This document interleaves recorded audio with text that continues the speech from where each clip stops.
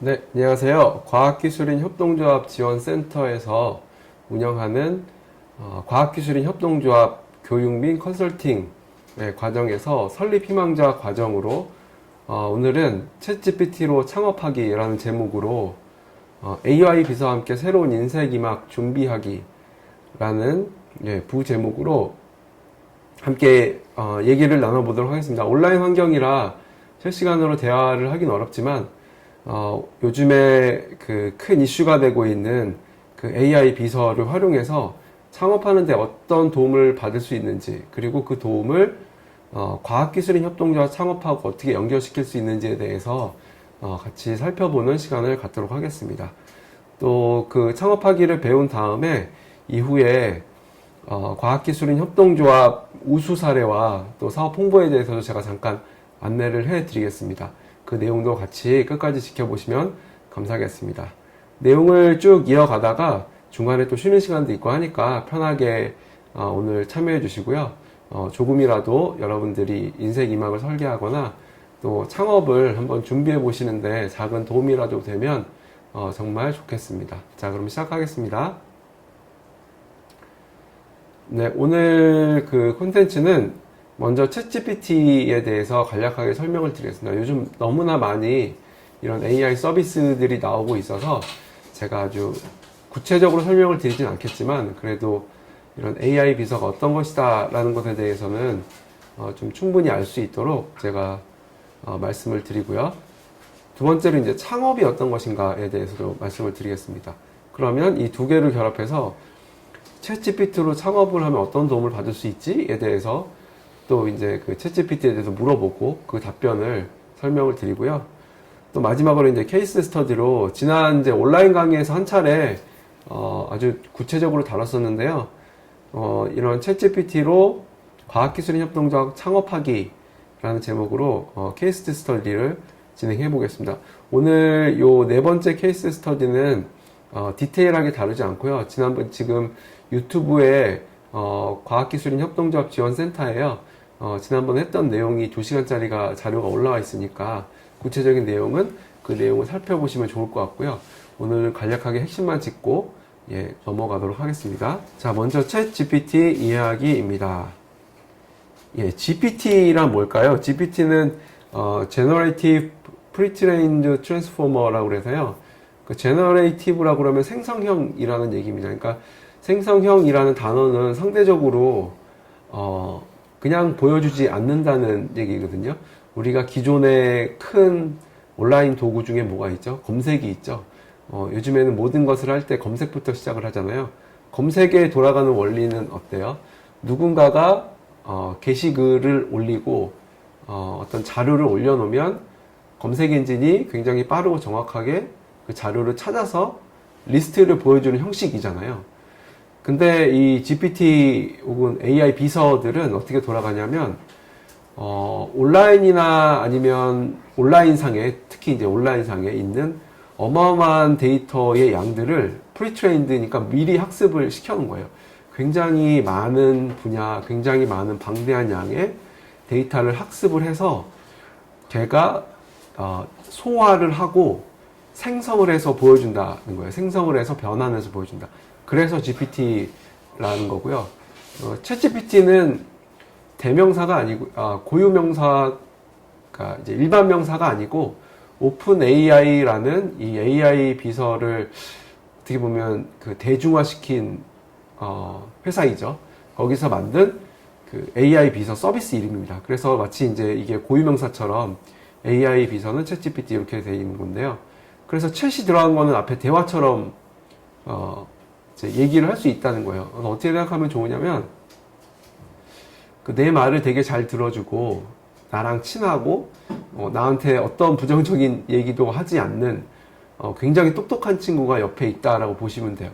근데 이 친구는 여행 가고 싶은 여행도 알고, 내가 건강에 대해서 물어보면 건강에 대해서 답변해주고, 엑셀에 대해서 물어보면 엑셀에 답변해주고, 이렇게 굉장히 광범위한 그 영역에 있어서, 일정 부분의 내 질문에 대해서 답변을 해줍니다. 물론 얘가 학습을 하지 못한 단어는 학습을 하지 못한 자료는 내줄 수가 없어요. 그러니까 그럴듯하게 그 답변을 해주거든요. 그거를 이제 착시효과라고 하는 할루시네이션이라고 표현을 하는데, 얘가 이제 거짓말할 의도가 있어서 그런 게 아니고 질문자가 거기에 가장 그럴듯한, 확률적으로 그럴듯한 답변을 보여주다 보니까 거짓말 하는 것처럼 보여요. 그래서 뭐 이렇게 GPT에 이런 질문을 한 게 한때 화제가 됐었죠. 세종대왕이 노트북을 화나서 아이패드를 던졌다라는 사건이 있었는데 이거에 대해서 설명해 달라고 하니까 마치 그 일이 실제 있었던 것처럼 얘기를 해주거든요. 이런 것처럼 얘가 학습을 하지 않거나 아니면 잘 모르는 내용도 그럴듯하게 얘기해 주는 게 있어요. 그래서 모든 AI 비서 맨 마지막에 보면 뭐 클로드나 챗GPT 얘네들은 뭐 can mistake, 그래서 더블 체크 이런 식으로 이제 그 메시지가 나와요. 항상 이게 팩트인지 아닌지 검증을 하고 가야 됩니다. 그래서 그런 책임은 저희한테 있는 거죠, 사용하는 자가. 그래서 이런 두 가지를 보완하기 위해서 이제는 또 이제 완전 새로운 세상이 또 어떻게 보면 펼쳐지고 있는데요. 그게 검색과 AI가 붙었습니다. 그래서 그 오픈 AI에서는 서치 GPT라게 나왔고, 그 구글을 만든 제미나이에서는 제미나이 오버뷰, 구글 오버뷰 이렇게 해서 실시간으로 수집된 정보와 그 다음에 이 생성형 GPT가 연결이 돼서 예를 들면 무료 사용자는 2023년 8월 정도까지의 데이터 학습한 걸 갖고 얘가 답변을 해주는데, 이제 그런 게 나오다 보면 실시간으로 그 정보를 그 찾아서 거기에 맞게 생성을 해서 답변을 해주는, 정말로 이제 그 실시간 업데이트된 자료를 갖고 얘기를 해줘서 이게 이제 또 하나의 굉장히 큰 지각 변동을 일으키고 있다고 합니다. 네. 세상이 되게 빨리 변하고 있는 것 같고요. 그래서 이 GPT는 가장 핵심을 그 관련성이라고 보시면 될 것 같아요. 핵심 키워드를 관련성. 예를 들면 나는 밥을, 뒤에 나올 수 있는 가장 그럴듯한 사람이 쓰는 단어는 먹었다 혹은 안 먹었다, 나는 밥을 건너뛰었다, 뭐 이런 식으로 나올 수 있잖아요. 근데 나는 밥을 핸드폰, 이렇게는 나올 수는 있지만 거의 인간들이 사용하는 단어가 아니잖아요. 이런 관련성을 굉장히 많이 학습을 하고 거기에 맞는 그 단어를 뒤에 이제 이어주는 거죠. 계속 그 이제 확률적으로 그럴듯한 단어들을 계속 이어주는 거예요. 그래서 그 신기하게도 그 GPT나 이런 거 써보시면 알겠지만 이게 어떻게 생성을 해주냐면, 그 텍스트를 내가 질문을 하면 한 번에 이렇게 쫙 나오는 게 아니고 그 빠르게는 빠르게, 그래서 뭐 내가 뭐 오늘 그 전주 여행을 갈 건데 네가 일정을 짜줘 그러면 한 번에 이렇게 화면이 팍 나오는 게 아니고, 네 알겠습니다, 그럼 전주 여행을 가고 싶으신군요, 이렇게 이게 약간 0점 몇 초 간격을 두고 쭉 이렇게 나오거든요. 그게 왜 그러냐면 그 계속 이제 그 뒤에 나오는 단어에 가장 나올 듯한 단어를 계속 그 일련의 그 과정으로 쭉 이렇게 연결시켜 주기 때문에 그래요. 그러니까 얘는 어떻게 보면 마치 얘가 그 지성과 감성을 갖고 있는 것처럼 보이지만 얘는 그런 게 하나도 없고, 그 다음 단어가 어떤 확률로 가장 많이 나올까를 학습을 해서 그냥 그대로 출력하는 거밖에 안 돼요. 그래서 얘는 감정도 없고, 그 다음에 그 자기가 갖고 있는 이 그 알고리즘에 충실하게 답변을 해주는 것 뿐이에요. 근데 이제 인간은 이제 자기와 친밀성이 생기면 관계에 의미를 부여하니까 영화 허에서도 보듯이 뭐 사랑에도 빠지고 이런 내용들이 좀 스토리가 있잖아요. 네. 그래서 어쨌든 이 관련성을 잘 알고 답변을 준다, 이렇게 이해하시면 될 것 같고요. 챗GPT가 자기소개를 해달라고 얘기를 하면 대부분이 LLM이라는 얘기를 합니다. Large Language Model이라고 해서 어마어마하게 큰 언어를 자기가 학습을 하고 있고 거기에 대해서 이제 출력을 해준다라는 의미예요. 그래서 자연스러운 응답을 생성할 수 있고 그래서 이제 텍스트에 강하고요. 기본이 이제 텍스트로 들어가고, 이제 그 다음 진화하는 게 이미지 생성, 그 다음 또 진화하는 게 영상 생성, 이렇게 이제 계속 진화하게 되고요. 그래서 이런 것들이 되면 이제 AGI라고 됩니다. 그러니까 범용 인공지능이 돼서 이런 것들이 그 휴머노이드라고 하는 로봇의 이제 머리 안에 들어가게 됩니다. 이제 들어가게 되면 그 로봇이 마치 이제 사람의 언어를 이해하고 거기에 맞는, 지금은 이 PC나 앉아서 내가 얘기하고 있는 이런 지식에 대한 답변, 아니면 어떤 업무에 있어서 상상시킬 수 있는 뭐 이미지 생성 이렇게만 하지만, 나중에는 실제로 그 가사를 도와주고 음식을 조리하고, 요즘에 이제 휴머노이드 팔로 음식 조리하는 것도 많이 나오잖아요.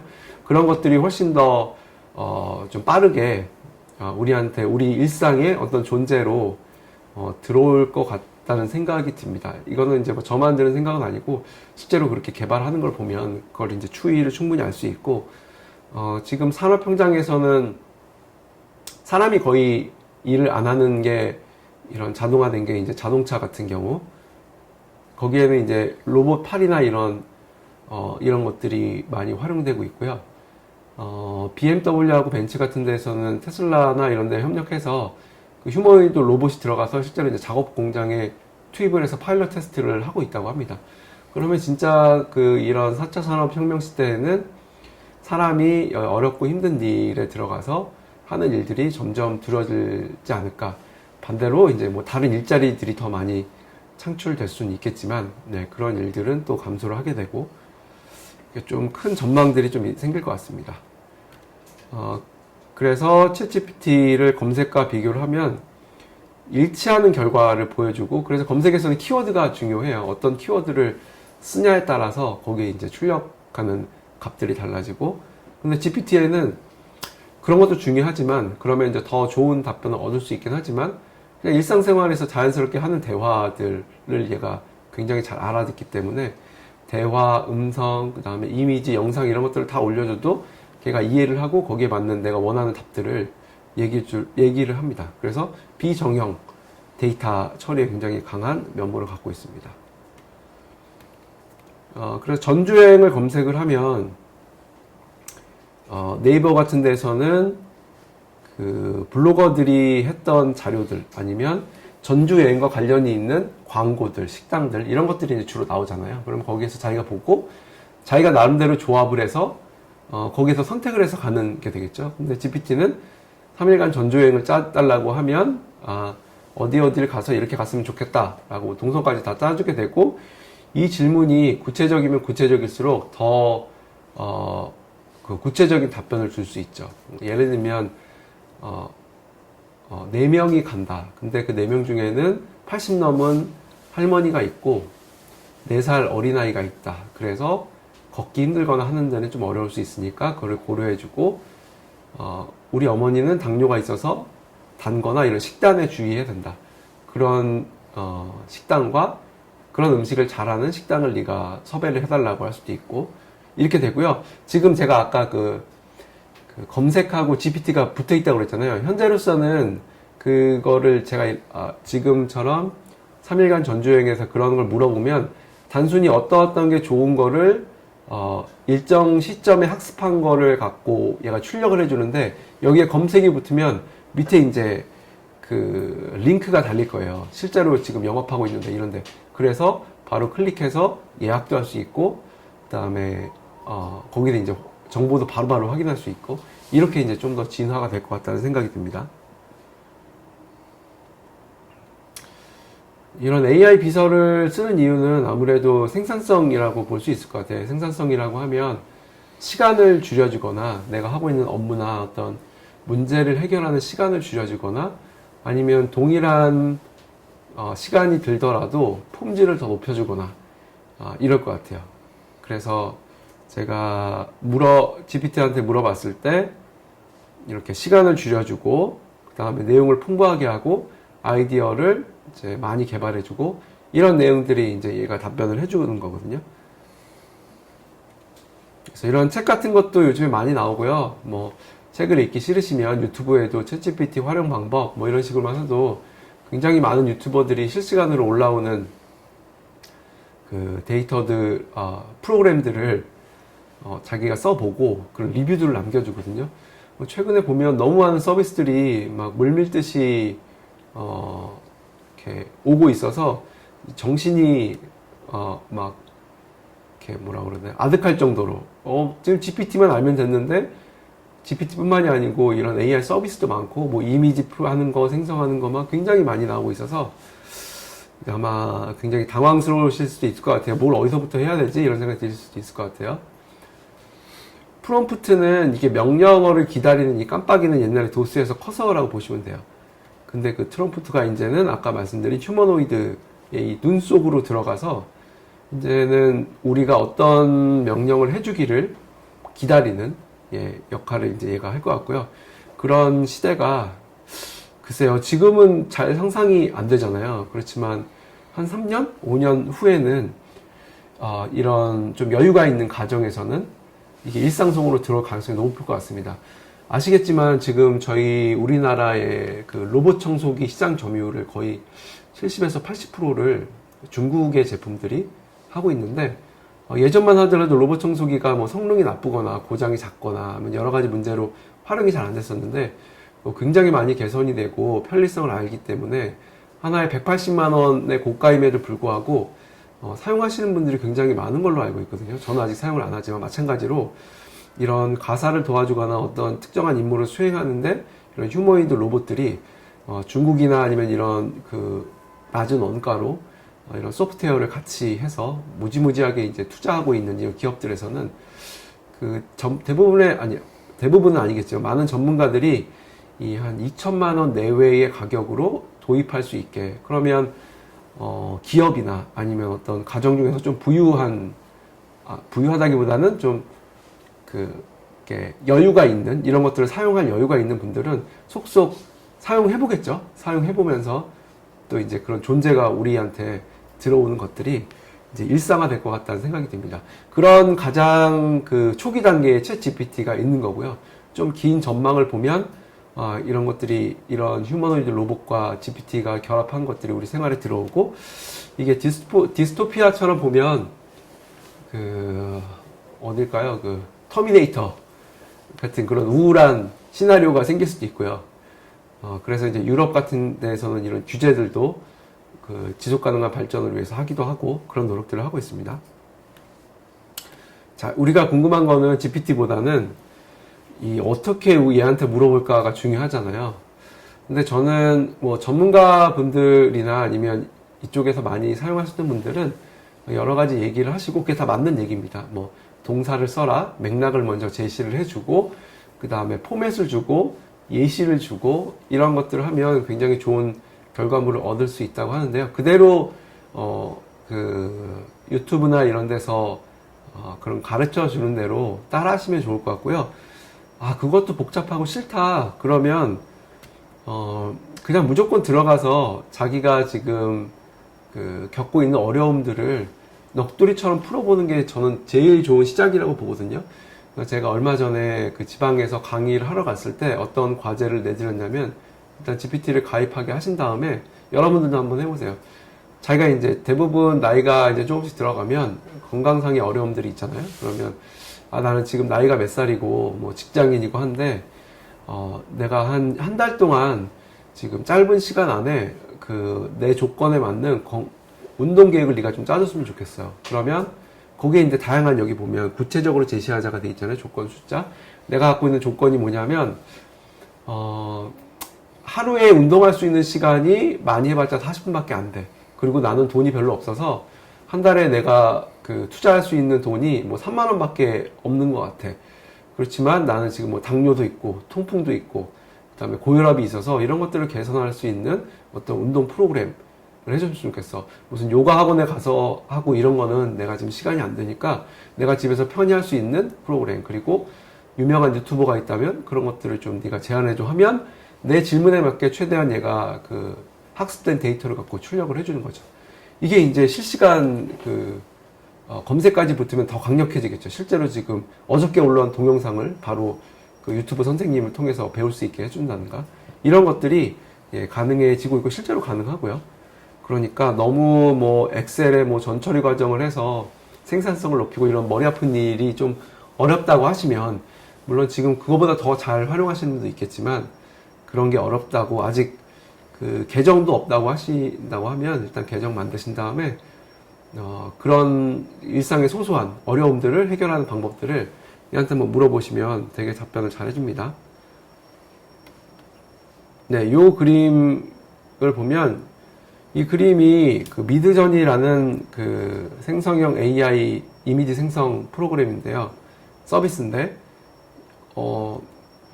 미술작품 전시, 경연대회에서 우승을 했습니다.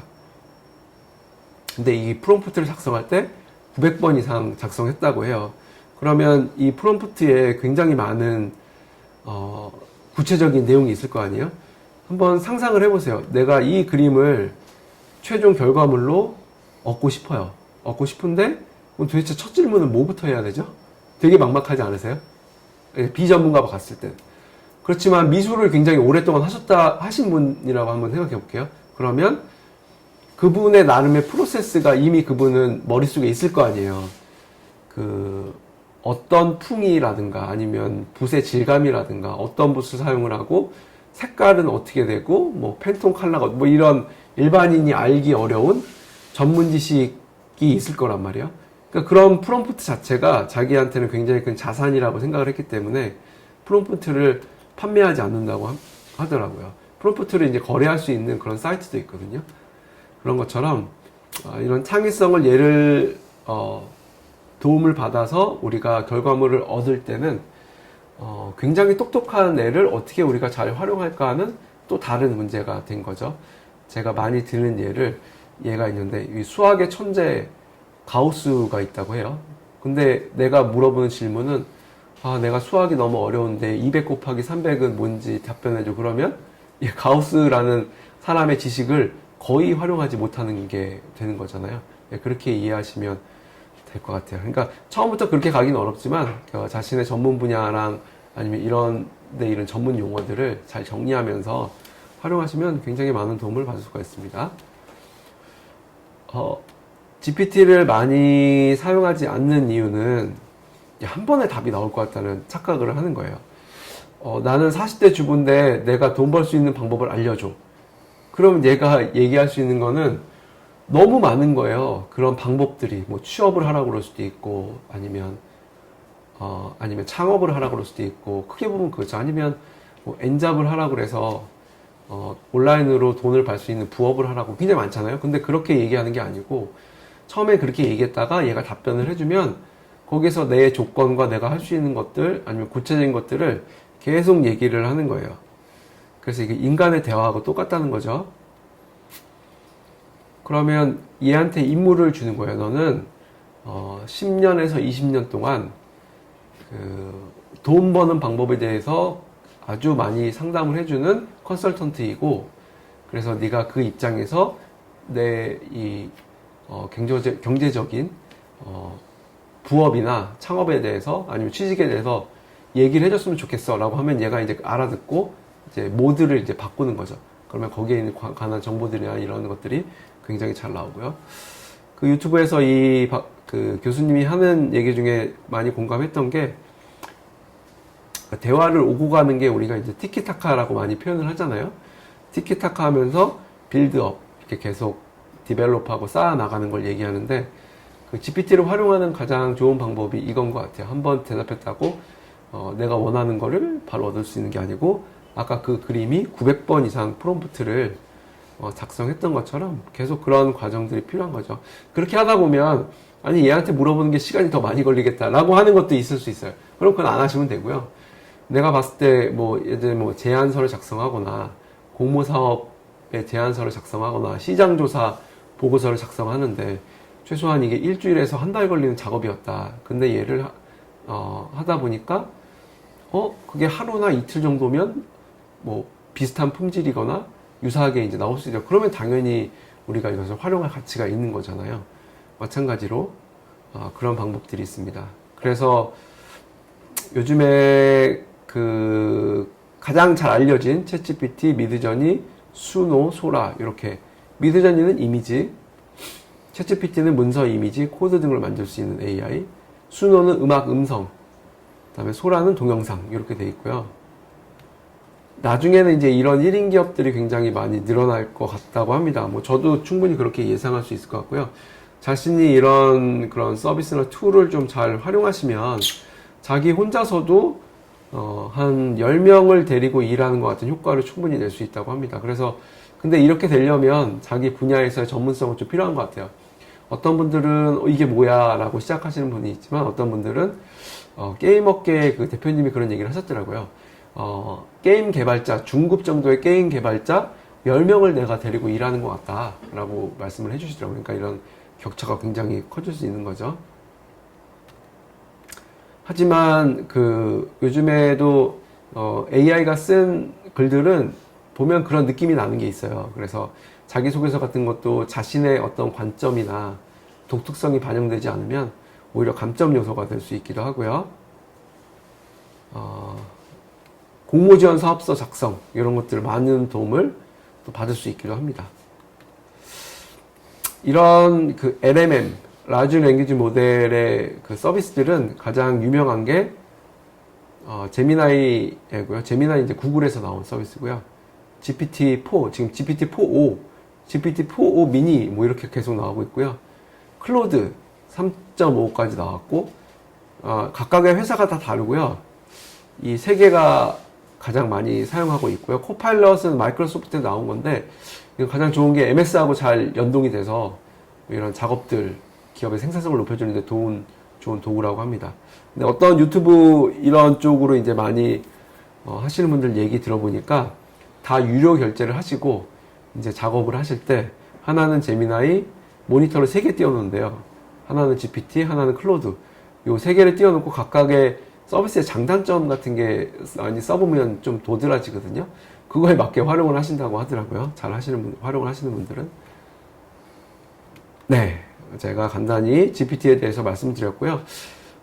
잠깐 뭐 결론을 맺고 넘어가자면 너무 어려워하지 마시고 지금 GPT가 나온 지 1년 10개월 정도 됐으니까 먼저 뭐 GPT든 클로드든 가서 계정을 만드시고 작은 질문부터 우리 일상의 문제를 해결하는 이런 질문부터 하나씩 해보시면서 하시면 좋을 것 같아요. 제가 이 자리에 앉아서 이런 걸 소개하고 있지만 제가 무슨 인공지능을 한 학자도 아니고 실무에서 하다 보니까 여기까지 온 거고요.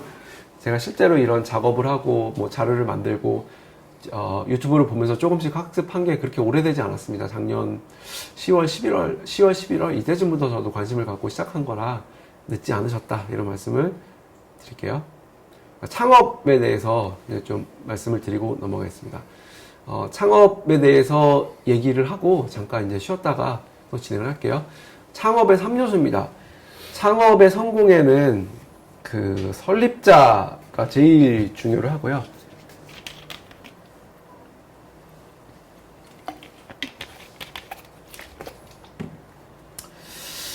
그 다음에 설립자가 이렇게 의도가 있을 거잖아요. 어떤 비즈니스 기회를 발견했을 때. 그러면 거기에 맞는 팀을 만들고, 기회를 발견했으면 그 기회를 수행할 수 있는 최고의 베스트 팀을 만들고, 그 다음에 우리한테 필요한 자원, 뭐 가장, 우리가 흔히 알 수 있는 자원이 재무적 자원이겠죠. 금전적 자원. 이런 것들을 구성을 해서, 업을 시작하는 거예요. 그게 이제 창업이고, 창업의 핵심은 항상 시장 혹은 고객에게 있어요. 고객이 어려워하는 거를 해결을 해 주는 거예요. 어떻게 보면 문제, 기회 발견, 솔루션 이렇게 간단히 정리할 수 있지만 실제로 이제 창업을 해보시면 너무너무 거기에 많은 과정이 들어가 있겠지만 간단히 정리하자면 그렇게 돼요. 그래서 설립자가 가장 중요한 것 같고요. 설립자, 그 다음에 리더십 이런 것들이 뭐 어려움이 생기거나 아니면 돌파구가 필요할 때 리더십이 굉장히 좀 큰 힘을 발휘하는 것 같고, 저는 뭐 액션 영화나 이런 첩보물 같은 거 되게 좋아하는데 그런 거 보면 항상 톰 크루즈나 이런 분들이 나와서 미션을 받잖아요. 미션을 받고 이거를 해결하기 위해서 항상 뭐 어디로 날아가. 그러면 예전에 같이 일했던 팀 어디에서 이렇게 식당에서 일하고 있는데 같이 하자고 불러오고 해갖고 그게 다 불러온 다음에 비행기 앞에서 이렇게 4명이 바람 불고 막 이렇게 멋있게 걸어 나온 장면. 이게 대부분 할리우드 스타일의 영화에서 많이 나오잖아요. 이게 베스트 팀을 만드는 거거든요. 베스트 팀을 딱 만들어서 한 사람은 여기 땅에서 이 스텝이나 이렇게 후방 지원이라고 하는 뭐 이렇게 뭐 보면 이렇게 막 하늘에 올라가고 그러면 톰 크루즈가 그 지금 그 GPS로 이렇게 알려달라 그러면 막 밑에서 알려주는 친구가 있고, 그 다음에 통신 같은 거 이렇게 막 하는 친구가 있고, 뭐 실제로 이제 앞에 나가서 싸우는 사람도 있고, 뭐 이렇게 다 그 역할이 분배되잖아요. 그런 것처럼 그런 역할을 할 수 있는 팀을 만들어서 그 솔루션을 해결을 하는 거죠. 창업의 단계는 이제 처음에는 그 대부분의 창업이 자기 자본으로 하는 경우는 사실 그렇게 많지 않아요. 우리나라는 그런 경향이 강하죠. 그래서 한번 망하면 이제 일어서기가 힘든데, 왜냐면 자기가 모아놓은 자본하고 부모님, 친구, 친척 돈을 다 끌어다가 하다가 이제 망하면 이제 완전 죄인 돼서 하는 게 우리나라의 창업이었어요. 그렇지만 지금 굉장히 많이 변했죠. 그렇게 안 하고 뭐 시리즈 뭐 1, 2, 3 뭐 이렇게 해서 먼저 자신의 사업에 대해서 투자를 받기 위해서 증명을 하고 가능성을 이제 입증을 하는 단계가 있고, 그 다음에는 제품과 서비스를 개발을 해서 MVP라고 하는 최소 제품을 만들어서 계속 디벨롭하는 과정을 거치고요. 그 다음에 이제 성장, 성숙 이렇게 가게 됩니다. 자금 조달 같은 경우에는 아까 제가 말씀드린 그런 투자하고 이게 중요한데, 제 생각에는 이 비율을 개인 자산도 있겠지만 이런 국가에서 지원하는, 정부에서 지원하는 정책 자금이나 아니면 투자를 반드시 일정 비율 이상 이렇게 가져가시는 게 좋을 것 같고, 요즘엔 다들 그렇게 하시는 것 같습니다. 그래서 1단계까지는 그 창업의 정책 자금을 충분히 활용하고, 그 다음에 이제 주식회사로 하고 나중에 이제 상장까지 가게 되겠죠. 상장까지 가게 되면 여기서 이제 주식으로 일반인의 투자를 받고 이렇게 해서 넓히는 과정을 받게 됩니다. 네, 요 과정에서 제일 어려운 게 한 3년에서 5년인 것 같아요. 혹시 여러분 그 우리나라에서 자영업을 포함해서 이 창업이 살아남을 확률이 얼마 되는지 아세요? 잡코리아하고 이런 데서 조사한 걸 따르면 뭐 편차는 있겠지만 5년 동안 살아남을 확률이 20%가 채 안 된다고 합니다. 굉장히 어려운 과정이고, 대부분 그때까지는 이제 투자를 받아서 수익을 내서 비즈니스 모델이 만들어져서 안정적으로 뭔가 굴러가는 이 패턴이 만들어져야 되는데, 실제로 해보면 그 과정이 굉장히 쉽지 않은 것을 압니다. 저도 이제 어떤 그 뭐 재능 기부 사이트에서 자그마한 일을 하고 있지만 처음에는 잘 되는 것 같다가 경쟁자나 아니면 어떤 비즈니스 환경이 바뀌면 갑자기 매출이 뚝 떨어지고 이런 일이 굉장히 많거든요. 그러니까 그런 것들을 민감하게 대처하고 대응하는 이런 것들이 참 쉽지는 않다는 생각이 듭니다. 그래서 이런 그 사업화가 어느 정도 그 안정 궤도에 올라가는 이 죽음의 계곡을 견디는 이 시간이 굉장히 중요하고요. 창업 자금이 만약에 우리가 실제로 어떤 자금이 들어가는 게 1억이라고 하면 그 인내하는 시간, 그러니까 자기의 생활비 같은 것도 있을 수 있잖아요. 그러면 1년에 한 2, 3천만 원이라도 든다고 그러면 최소한 2배 이상이 있어야 그 시간을 버틸 수 있거든요. 왜냐하면 수익이 안 나는 시간이 있으니까. 그런 것도 고려를 이제 해야 되겠죠. 그래서 창업도 쭉 창업하고 도약하고 성숙기를 가서 이제 마지막에 재도약을 하는 기업도 있고 아니면 이제 쇠퇴하는 기업도 있고 합니다. 근데 그런 기업들이 그렇게 많은 것 같진 않아요. 우리가 잘 알고 있는 식품 같은 경우에는 코카콜라나 아니면 우리가 알고 있는 조미료 같은 거는 여전히 창업한 지 60년, 70년이 지났지만, 혹은 코카콜라는 100년이 넘었지만 계속 그 비즈니스를 유지하고 있지만, 뭐 흔히 얘기하는 대만 카스테라 뭐 이런 창업 아이템들은 요즘엔 요아정이라고 해서 요거트 아이스크림의 정석 이런 것들은 한 1년, 2년 했다가 갑자기 없어지기도 하고, 탕후루도 마찬가지고 이렇게 많이 있잖아요. 아니면 이런 요식업이 아니더라도 이런 비즈니스가 이렇게 뭔가 계속 지속적으로 사랑을 받고 하는 게 그렇게 어려운 일인 것 같습니다. 그러니까 실패할 확률도 높으니까 준비를 철저히 한다고 모두 성공하는 건 아니지만 그런 가능성을 조금이라도 높이기 위해서 우리가 이렇게 준비를 잘 하는 거는 굉장히 필요한 것 같습니다. 네, 그래서 창업하고 사업은 이 기회를 발견하고 그것을 수행할 수 있는 역량, 인적 역량이 제일 중요하죠. 어떻게 보면 팀을 구성해서 자원을 활용해서 그 솔루션을 만들어낸다 라고 보시면 될 것 같아요. 그리고 항상 그 끝에는 고객의 불편함이나 이거를 이제 예전에 마케팅에서는 뭐 unmet needs 이렇게 해서 미충족 욕구 이렇게 표현했는데 요즘에는 뭐 페인 포인트 이렇게라고 많이 경영학에서 얘기를 하시더라고요. 고통을 받는 지점 아니면 불편해하는 점, 문제점 이런 것들을 이제 해결해 주는 솔루션을 얼만큼 이게 가치를 줄 수 있을 것인가 요. 근데 이게 말이 쉽지 불편함이 있는 것을 발견을 했다고 쳐도 그러면 그 불편함을 나만 발견한 게 아닐 수 있잖아요. 블루오션 시장이 많진 않으니까 그 경쟁을 보니까 어마어마하게 치열할 수도 있고 아니면 경쟁은 덜 치열하지만 그 솔루션을 제시하는 이런 팀이 없거나 굉장히 이게 수준이 약하거나 뭐 굉장히 많은 상황들이 있을 수 있잖아요. 이제 그런 걸 만들어서 고객에게 탁월한 가치를 제시하는 것 이 자체가 아주 어려울 수 있죠. 제가 이제 네이밍 서비스를 물리적인 상품은 아니면 서비스를 제공하고 있는데 어떤 네이밍은 7개의 시안을 만드는데 한 400만 원 이상의 돈을 받기도 하고 크몬 같은 재능 기부 사이트에서는 하나에 뭐 3만 원도 하고 5만 원도 하고 해봤자 50만 원 안팎의 이런 서비스들이 많이 있거든요. 도대체 왜 차이가 나는 걸까? 라고 생각을 해보면 제 생각에는 이 소통의 차이인 것 같아요.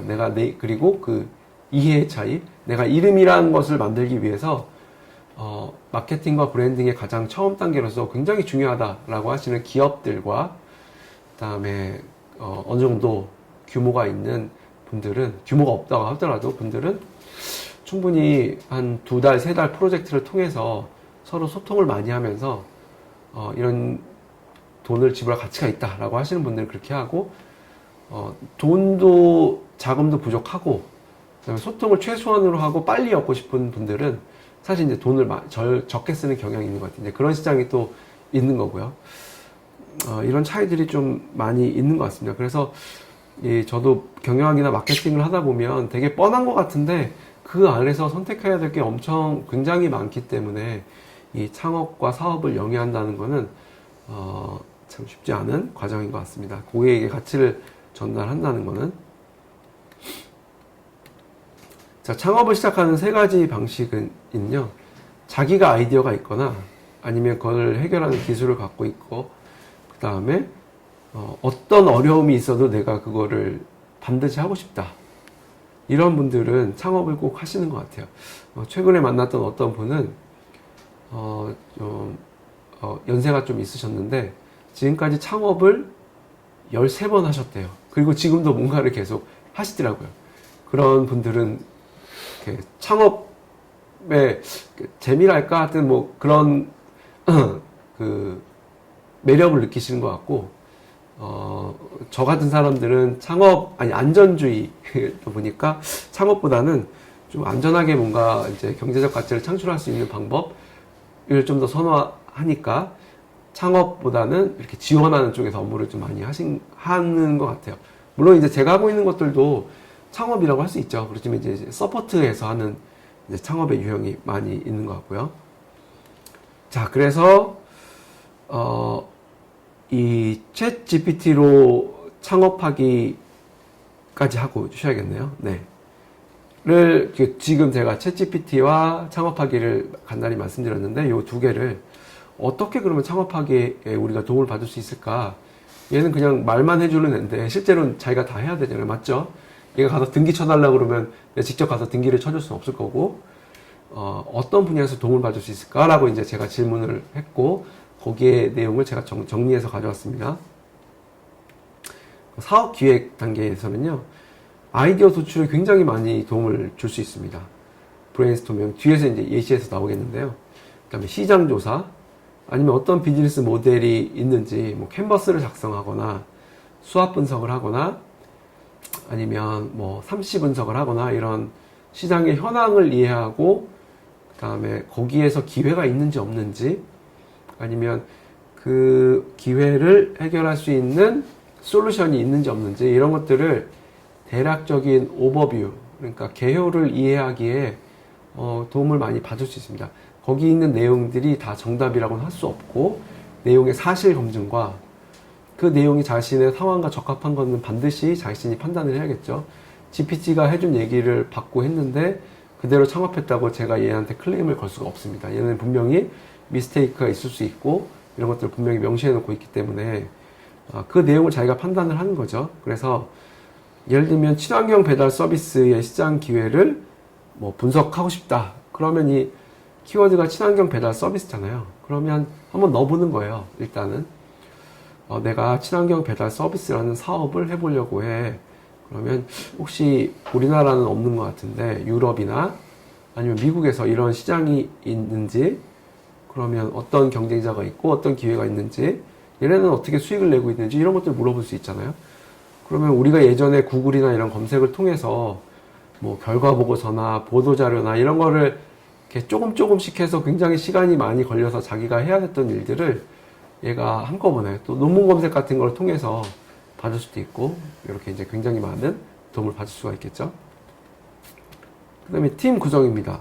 그러면 이런 친환경 배달 서비스를 하려고 하는데 여기에는 어떤 역량을 가진 팀 멤버들이 필요할까라는 질문이 생길 수 있잖아요. 그러면 분명히 이런 개발자들이 당연히 필요하겠죠. 앱으로 구현이 돼야 될 테니까.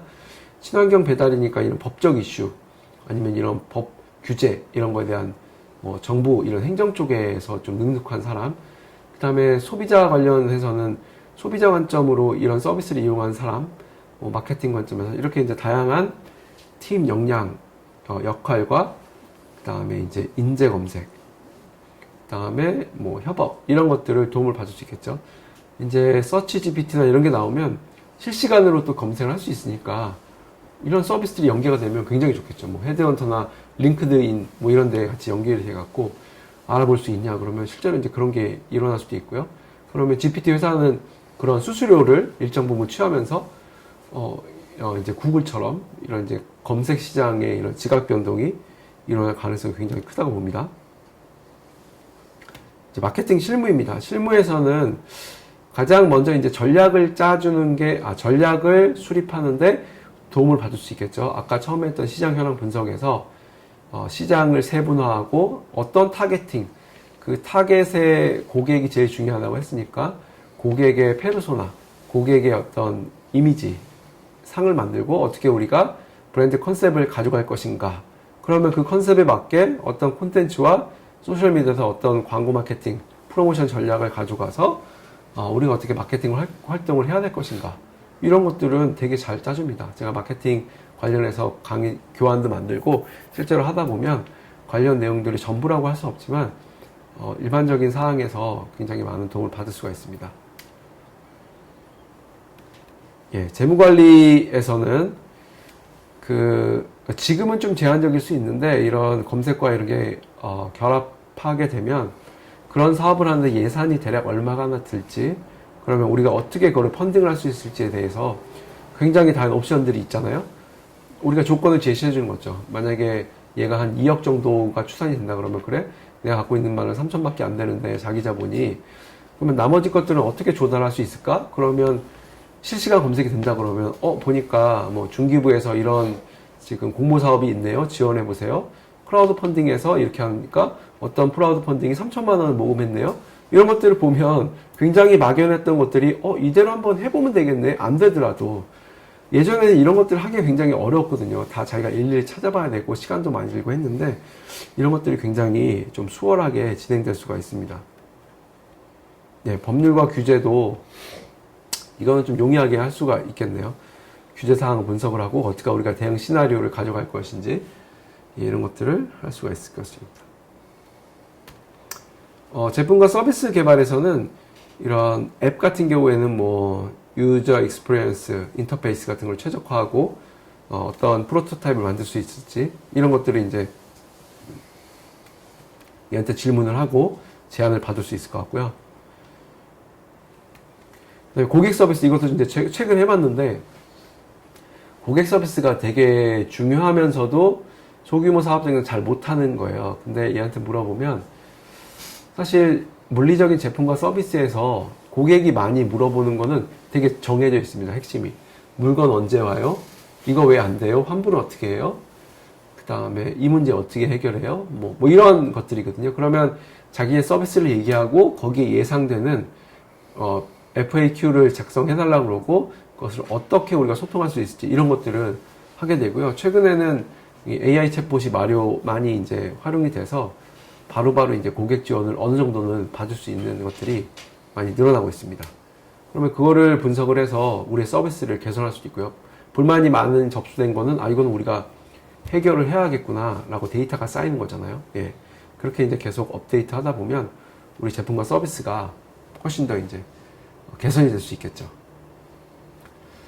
확장과 전략, 지금 단계에서, 창업 단계에서 얘기하는 게 좀 그렇지만, 이제 어느 정도 비즈니스 모델이 확립이 되고, 캐시카우가 나오면 성장에 대한 게 있잖아요. 그러면 신시장으로 진출하고 싶고, 그러면 프랜차이즈가 됐던, 아니면 직영이 됐던, 파트너십이 됐던, 아니면 우리가 서울에서만 했는데, 광역으로 하고, 아니면 전국 단위로 하고, 해외로 가고, 이런 것들이 다 이제 성장 전략이잖아요. 그런 것들에 대해서도 기본적인 가이드라인과 이런 것들 얻을 수 있고요. 예, 이제 주의사항인데요. 얘네들이 이런 AI 서비스들이 얘기를 하는 것들이 반드시 우리가 사실 여부 이런 것들을 검증을 하셔야 됩니다. 제가 굉장히 당황스러웠던 게 어떤 데이터를 찾아달라고 하니까 너무 잘 찾아주는 거예요. 그래서 보니까 이상하다 보니까 얘가 지연해서 데이터를 만들어내고 있더라고요.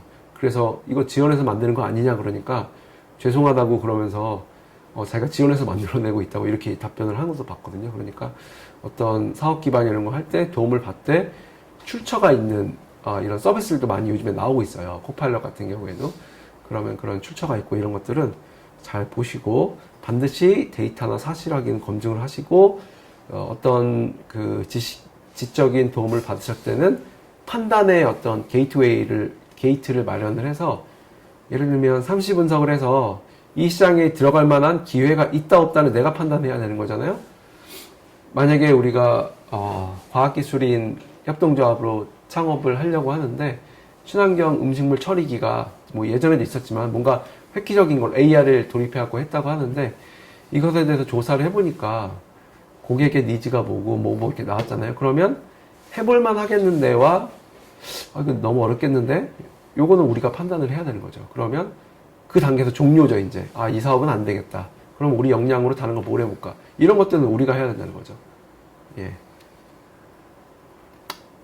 네, 그러면 이제 앞 시간을 마치고 이후 시간에는 케이스 스터디에 대해서 간략히 제가 이미 이제 한번 제가 했기 때문에 지금 했던 내용을 과학기술인 협동조합의 관점으로 이렇게 굉장히 디테일하게 했어요. 하고 그 다음에 이제 과학기술 협동조합 우수 사례까지 저희가 진행을 한번 해보도록 하겠습니다. 예, 잠시 쉬었다가 오겠습니다.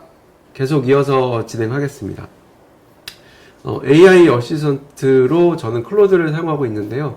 클로드의 강점은 이런 자료 검색이나 언어에 대한 학습 능력이 굉장히 뛰어나고 창의성도 뛰어나서 아이디어를 검색을 하거나 아이디어를 요약하거나 이런 것을 할 때 굉장히 좋은 AI 서비스입니다. 한번 활용하시면 좋을 것 같고요.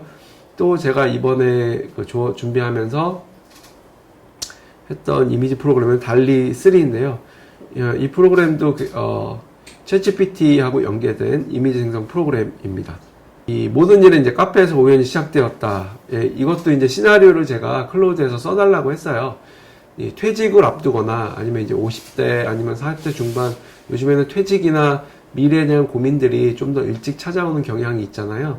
그래서 그런 분들이 모여서 카페에서 이제 이런저런 생각을 하다가 만나서 얘기를 하다가 과학기술인 협동조합에 대해서 서로 이제 공감되고 형성되는 이런 과정들도 이렇게 나와 있습니다. 좀 더 제가 여기서 디벨롭을 했다 그러면 이 스크립트를 그대로 넣고 아까 제가 소개해드린 소라라든가 지금 일반인은 사용할 수 없지만 아니면 브루라고 하는 텍스트로 영상을 만들어주는 프로그램을 통해서 영상 생성도 좀 품질은 낮을 수 있지만 가능했을 거예요. 근데 이제 그렇게까지는 좀 진행을 못했고요. 그래서 이런 분들이 논의를 하다 보니까 김 박사님과 이 연구원, 박 소장님이 갖고 있던 전문성을 활용을 해서 이런 그 사업 아이디어들이 나온 것을 제가 클로드를 통해서 이제 정리를 한번 해봤습니다. 그래서 이런 것들을 협동조합 아이디어로 제안을 해봤고요. 친환경 소재 연구개발 협동조합, 스마트팜 기술 지원 협동조합, 바이오 헬스케어 연구 협동조합을 통해서 각각의 목적과 내용과 특징이 정리를 했습니다. 그리고 과학기술 교육 콘텐츠 개발 협동조합, 환경 모니터링 및 데이터 분석 협동조합, 다 각각의 갖고 계신 그 조합원들의 전문성을 활용해서 하다 보면 이런 아이디어를 충분히 나올 수 있는데, 여기서 이제 시사점으로 드릴 수 있는 내용은 이런 과정들이 굉장히 신속하고 효율적으로 빨리 시간을 절약하면서 AI 비서를 활용하면 될 수 있다는 거죠. 예를 들면 김 박사님이 자신의 전문 분야를 나는 이렇습니다 라고 하고, 그 다음에 어떤 이 연구원님이 얘기하라고 하면, 그러면 클로드한테 우리들이 이런 전문성이 있는데 이것을 다 시너지를 발휘할 수 있는 과학기술인 협동조합의 사업 아이템을 내가 제안해 줄 수 있니? 라고 하면 굉장히 많은 아이디어를 제안해 주거든요. 그럼 거기 중에서 당연히 이제 더블 체크, 사실 확인하고 우리 역량과 멀어진 것도 이렇게 하다 보면 거기서 이제 이런 내용들이 굉장히 자세하게 나올 수 있죠. 또 어떤 방법도 되냐면 요즘엔 다 스마트폰으로 음성으로 이런 서비스들이 되기 때문에 얘한테 켜놔요. 하나를 켜놓으시고 너도 회의에 참여하니까 우리가 하는 내용이 있어서 듣고 우리가 너한테 요청을 하면 네가 의견을 주면 우리 실시간으로 같이 회의하자 이렇게 하셔도 됩니다. 굉장히 신세계죠. 네, 그래서 클로드의 도움을 받자라고 해서 데이터 분석이나 아니면 연구자료 검색, 의사결정 지원 굉장히 많은 내용들을 하고 있고요. 저는 요즘에 클로바의 클로바 X인가요? 클로바 녹음 이런 거 잘 씁니다. 녹음을 해서 거기에서 이제 요약해 달라고 하면 회의록을 쓸 필요가 없고요. 핵심 내용만 제가 인지하고 있으면 되니까 어떤 보고서 제출하거나 할 때 훨씬 시간을 많이 줄일 수 있고 다양하게 활용을 할 수가 있습니다. 예, 참고로 협동조합 설립 절차는 지금 저희가 했던 내용들이 어떻게 보면 초기 단계이잖아요. 그러면 발기인을 모집하고 우리 협동조합의 자격을 갖춘 5명을 모이는 첫 과정에서 우리가 이런 AI 비서의 도움을 받을 수 있는 거가 되겠죠. 그 다음부터 이제 쭉쭉쭉 정관 작성, 동의자 모집 이런 과정들이 있는데 이런 것들은 뒤에 나오면서 한 번씩 언급하고 넘어가겠습니다. 현재 과학기술인 협동조합은 한 700개 이상이 등록되어 있고요. 지금도 계속 등록과 모집을 진행 중에 있습니다.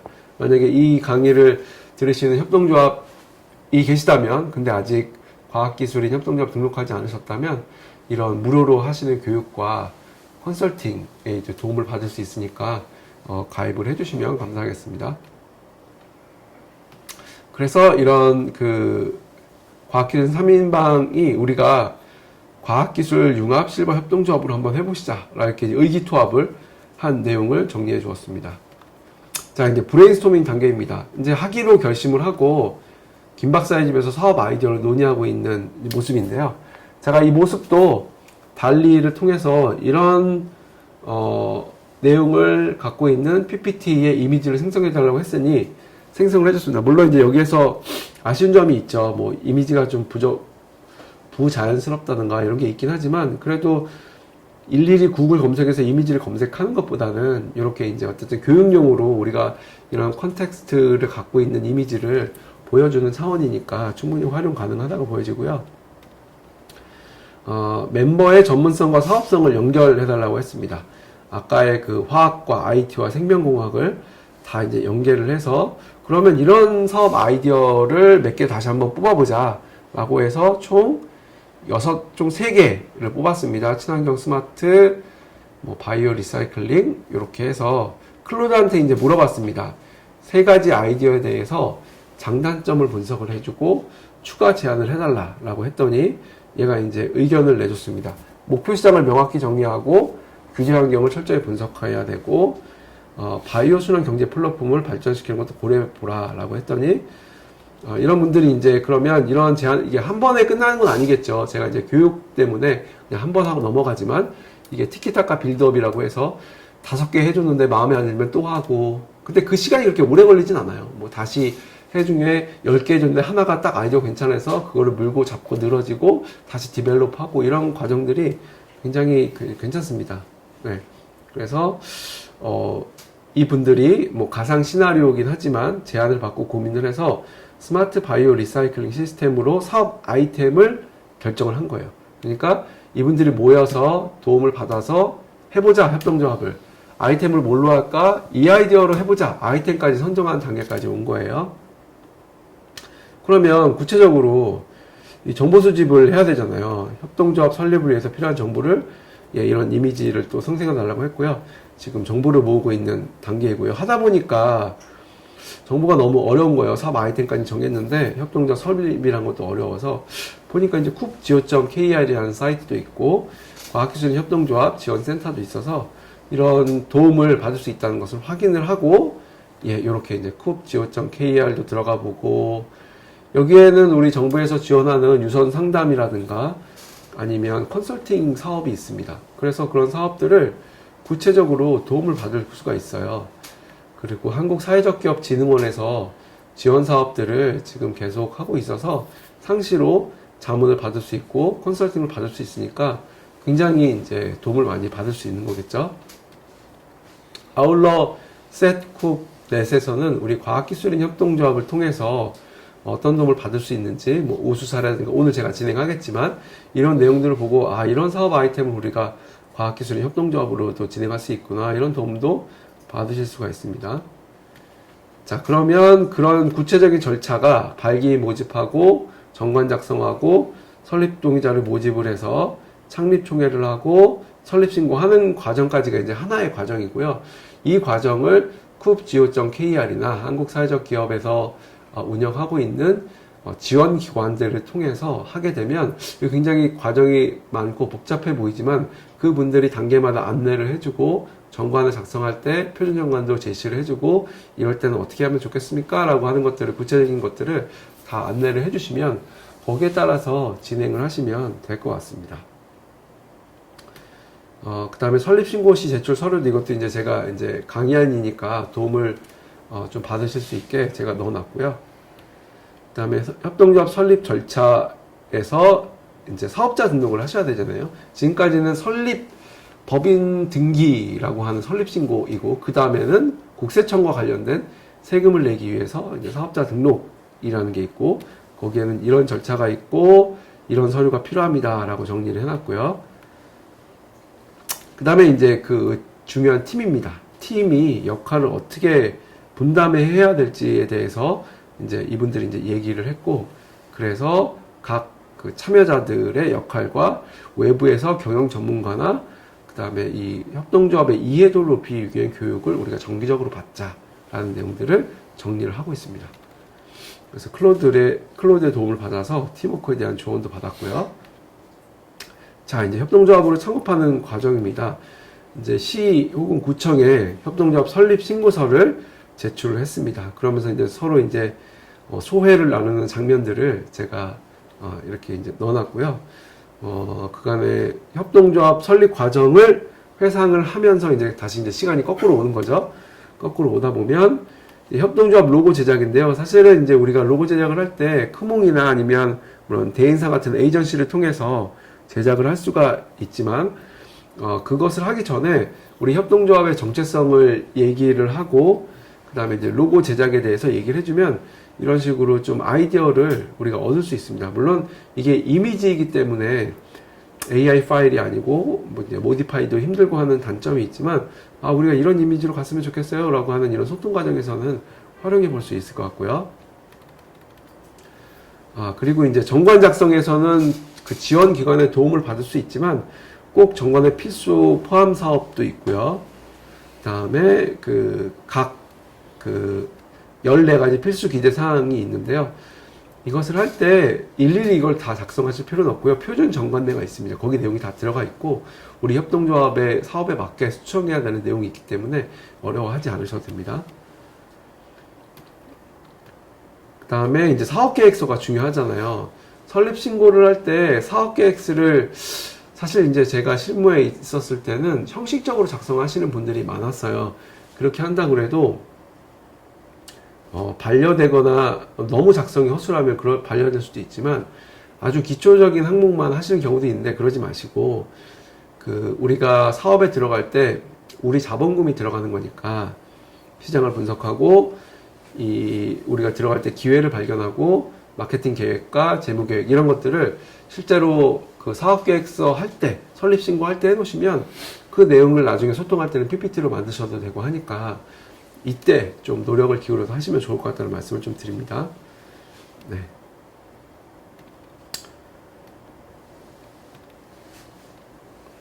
사업계획서는 쭉 넘어가겠습니다. 제가 지난번 강의 때 상세하게 설명을 드렸기 때문에 좀 넘어가도록 하겠고요. 그 다음에 과학기술을 활용한 협동조합 모델 같은 경우에도 뒤에 우수 사례에서 제가 설명을 드릴 예정이거든요. 그래서 같이 보도록 하겠습니다. 예, 이제 과학기술 협동조합으로 등록까지 넘어왔습니다. 이제 이분들이 과학기술인 협동조합 등록 전까지는 다 하신 거죠. 협동조합 신고도 하셨고, 그 다음에 세무신고도 하셔서 사업자 등록증까지 나와서 사업 등록까지 했고, 이제 과학기술인 협동조합을 등록을 해서 다양한 혜택을 좀 받고 계십니다. 과학기술인 협동조합에 대해서 간략히 설명을 드리자면, 이공계 인력이나 과학기술 관련 서비스를 하고 계신 분들이 등록할 수 있는 서비스고요. 이렇게 되면 가장 큰 혜택이 이게 사업화 지원 사업이라고, 사업을 할 때 제품을 개발하거나 아니면 사업을 고도화시킬 때 일정 부분에 이제 지원을 해 드릴 수 있습니다. 매년 2월 달에 공고가 나니까, 그 지원 사업의 혜택을 받으시려면, 과학기술 협동조합 등록을 해 주시는 게 필요하고요. 또한 우리가 일상적으로 운영을 하는데 이런 교육과 컨설팅의 지원 사업도 저희가 이제 해드리고 있습니다. 그 다음에 이런 우수 사례 같은 것도 저희가 이제 이렇게 온라인 교육이나 다양한 교육을 통해서, 홍보와 확산을 해드리기도 하고요. 이 사례는 뒤에 이제 우수 사례에서 같이 설명드리도록 하겠습니다. 여기 넘어가고요. 협동조합, 과학기술 협동조합 등록 절차는 setcoop.net, setcoop.net에 들어가셔서 거기에 이제 과학기술인 협동조합 등록이라는 메뉴가 있을 거예요.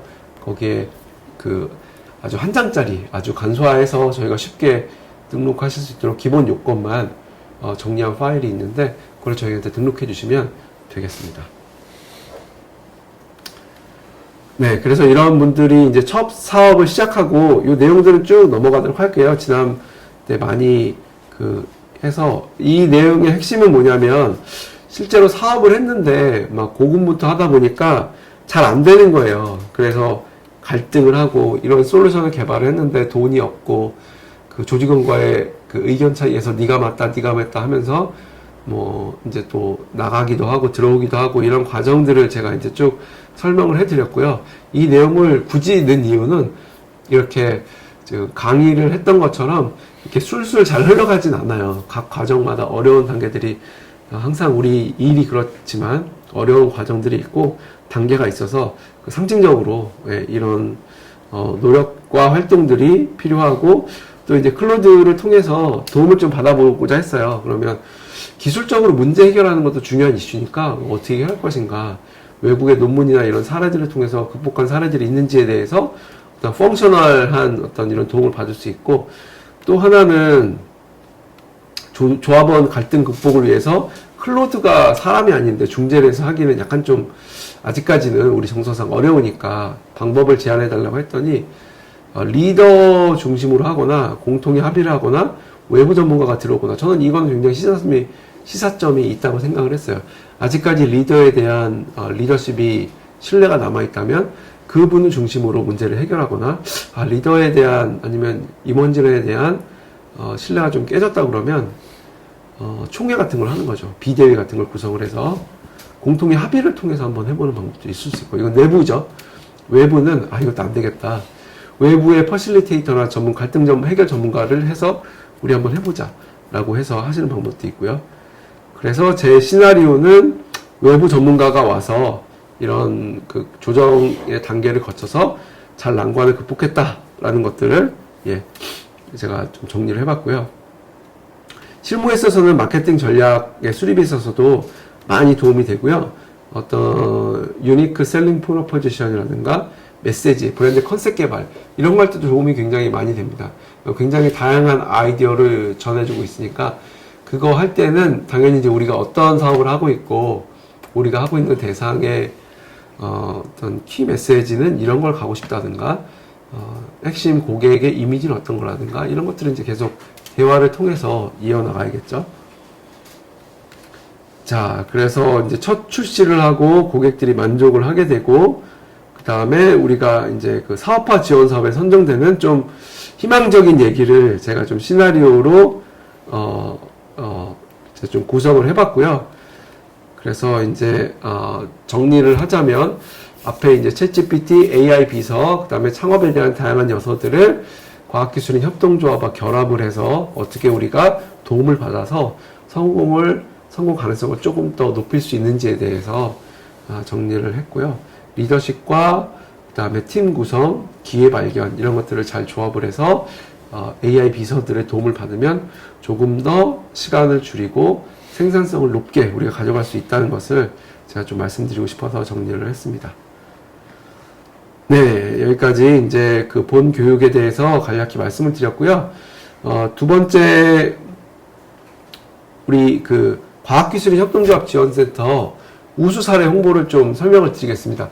전차시에서도 과학기술인 협동조합이 어떤 곳인지에 대해서는 안내를 해드렸기 때문에 지금 이 시간은 그 우수 사례, 제가 카드 뉴스로 저희가 좀 구성을 해봤는데요. 좀 쉽게 이해할 수 있도록 구성된 내용에 대해서 설명을 드리도록 하겠습니다. 저희가 이제 PDF로 다 제공을 해드렸을 텐데 그 페이지에는 한 11페이지 정도 되는 것 같습니다. 자, 우수 사례 먼저 소재 부품 장비 협동조합입니다. 이 협동조합은 그 대전이 우리 이제 과학기술의 성지라고 메카처럼 불리잖아요. 이 과학자들의 모임이에요. 그래서 40명의 박사님들이 모여서 만든 협동조합이고요. 이분들이 그 하려고 했던 페인 포인트는 그 저소득층 아이들이나 요즘에 이제 저희 그 기생충에서도 나왔듯이 지하층에 사시는 분들이나 아니면 다양한 이유로 이렇게 주거 환경이 열악한 곳들이 많잖아요.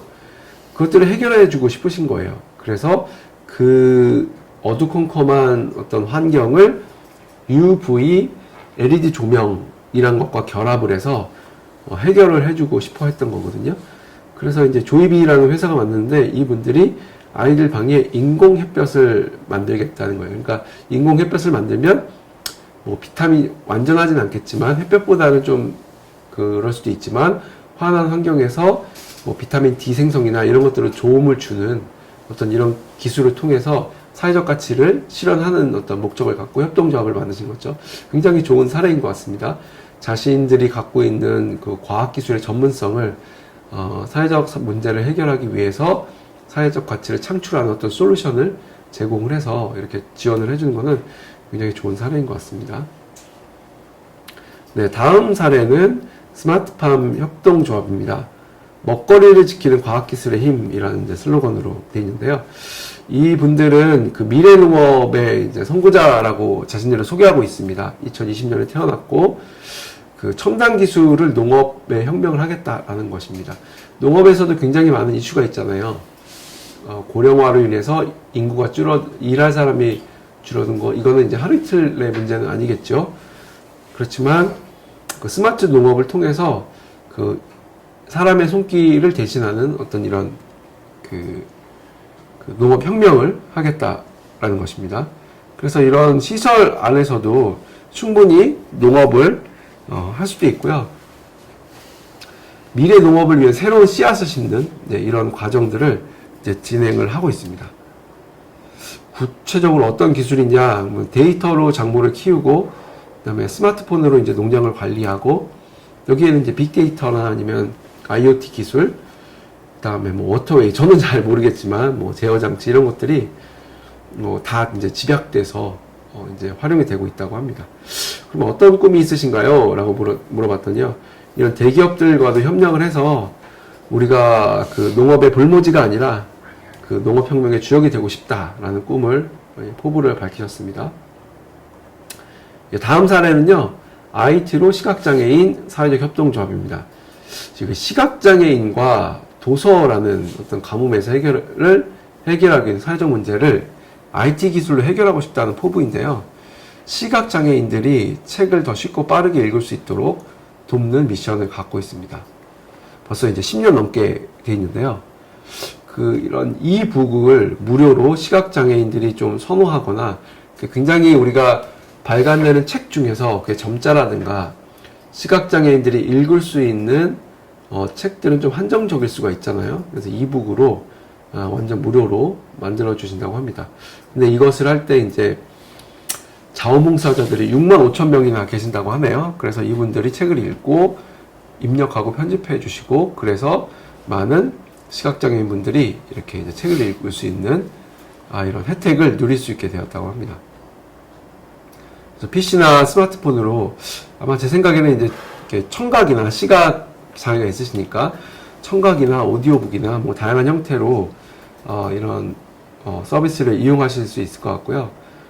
이런 사회적 책임과 혜택을 동시에 이제 실현하고 있는 훌륭한 기업의 사례로 말씀드릴 수 있을 것 같습니다. 그래서 시각장애인 청소년들이 앞으로 이제 과학기술 교육을 이제 잘 접목을 해서 그 친구들이 이런 새로운 비즈니스나 이런 걸 할 수 있도록 도와주는 이런 역할도 하고 싶다고 포부를 밝히셨습니다.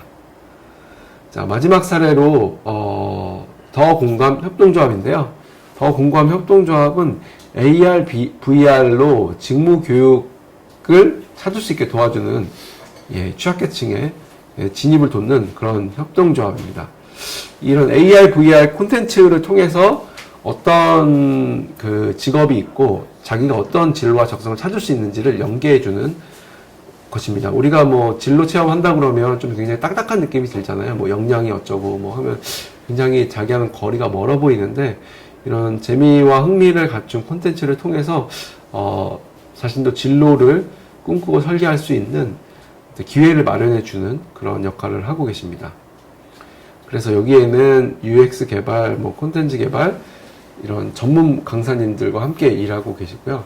특히 이제 장애인 생활적응 훈련이라는 콘텐츠를 통해서 장애인 교육시설의 부족의 문제를 갖고 있고, 이 분들이 뭐 AR이나 VR이나 이런 걸 통해서 생활적응 훈련 콘텐츠를 개발 중이라고 합니다. 예를 들면 휠체어를 타거나 지체 부자유 하신 분들이, 아니면 교통약자 이런 분들이 마트를 가거나 아니면 이런 것들을 실제로 VR이나 AR을 통해서 가시기 전에 시뮬레이션을 할 수 있는 방법들, 이런 것들은 굉장히 도움이 많이 되실 것 같다는 생각이 들기도 합니다. 그래서 이런 사회적 약자들이 소외되지 않고 사회적으로나 경제적으로 자립할 수 있는 이런 미션을 가지고 할 수 있는 더 공감 협동조합의 사례도 굉장히 좋은 우수 사례라고 볼 수 있을 것 같습니다. 저희 등록 절차는 아까 설명을 드렸고요. 다시 한번 말씀드리지만 저희 세쿱 홈페이지에서 등록하기 양식을 제출하시면 될 것 같고요. 그래서 협동조합이 지금 제가 쭉 설명을 계속 여러 차례 드리고 있지만 좀 어려워 보일 수도 있습니다. 그렇지만 이런 다양한 지원 프로그램이나 아니면 협동조합 지원센터나 이런 것들을 통해서, 그리고 또 이제 강력한 우리의 도움 AI 비서들을 활용해서 하신다면 기존보다는 조금 더 수월하게 진행하실 수 있다고 생각이 듭니다. 네, 지금까지 오늘 설립 희망자 과정으로 챗GPT로 창업을 하는 방법으로서 챗GPT에서 기본적인 사항을 제가 좀 말씀을 드렸고, 그 다음에 창업에 대한 이해, 그 다음에 과학기술인 협동조합으로 어떻게 창업할 수 있는지와 또 과학기술인 협동조합 우수 사례를 한 세트로 묶어서 제가 설명을 드렸습니다. 그래서 이런 것들을 잘 활용하셔서 앞으로도 이제 한 차시 교육이 더 남아있는데요. 저희가 이제 이런 내용들을 다시 한번 설명을 드리거나 내용을 좀 업데이트해서 더 좋은 콘텐츠로 저희가 찾아뵐 수 있도록 노력을 하겠고요. 이어서 진행되는 운영자 과정도 굉장히 좋은 콘텐츠로 저희가 이제 지금 진행될 예정이니까 잠시만 쉬었다가 3시에 참여해 주시면 감사하겠습니다. 네, 긴 시간 동안 오늘 함께 해주셔서 감사드립니다. 수고 많으셨습니다.